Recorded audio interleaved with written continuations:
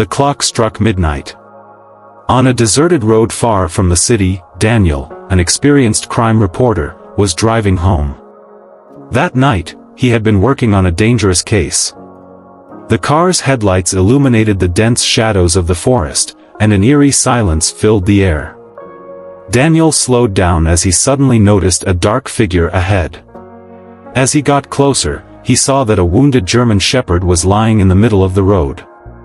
The dog was breathing heavily, with visible wounds covering its body.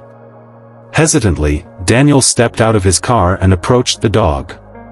As he extended his hand, the dog growled weakly yet menacingly. Maybe it's just scared, Daniel thought. But when he looked closely, he realized that the dog's eyes didn't just show fear, they were warning him of something. As Daniel attempted to lift the dog, he heard a rustling sound from within the forest. He froze. Someone was hiding in the darkness. Suddenly, with a loud noise, something moved in the shadows, and Daniel instantly realized he was trapped in a much bigger danger. From the darkness, two figures emerged, holding gleaming knives. Daniel quickly understood that these weren't just ordinary thieves, they were something much worse. Before he could react, the injured dog sprang to its feet and lunged at the attackers. Despite its wounds, there was a fierce determination in its eyes. Daniel seized the opportunity, grabbed a rock, and threw it at one of the attackers. The man stumbled back, giving Daniel just enough time to run into the dense forest with the wounded dog. Behind him, he could hear the sound of fast-approaching footsteps. The forest was pitch dark, and Daniel had no idea where he was heading.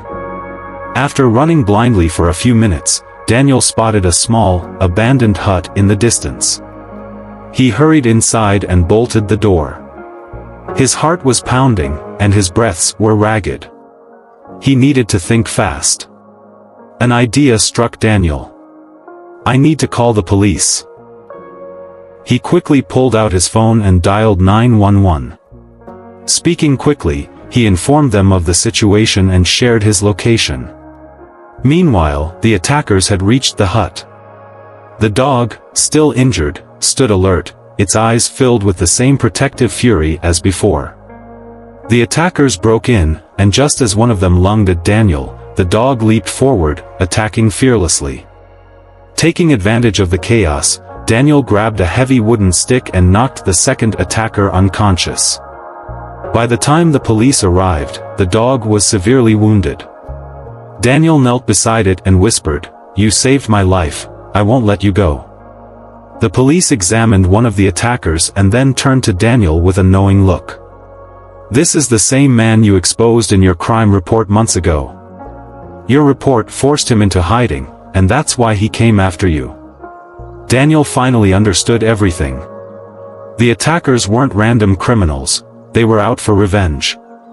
After a long, tense silence, the dog slowly opened its eyes and weakly wagged its tail. A wave of relief and emotion washed over Daniel.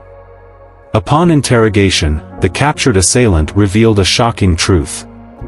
They weren't just after Daniel's life, they were part of a much larger criminal organization.